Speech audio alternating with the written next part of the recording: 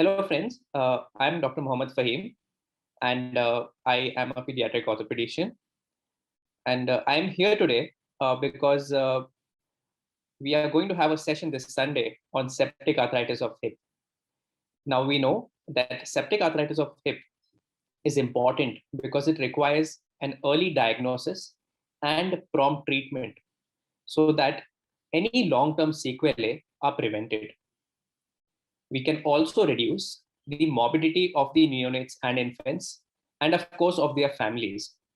Now we know most of these children, if neglected, have a long course of stay in the hospital, and the amount of morbidity, anxiety, and the troubles that the patient as well as the family has to go through is of huge amounts.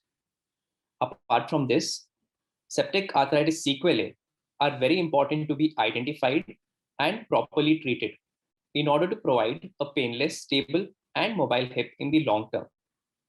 And this is why we are going to meet this Sunday on 25th July 2021 at 6 o'clock in the evening.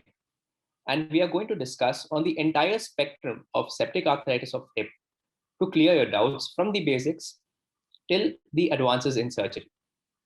So let's meet up this Sunday, guys.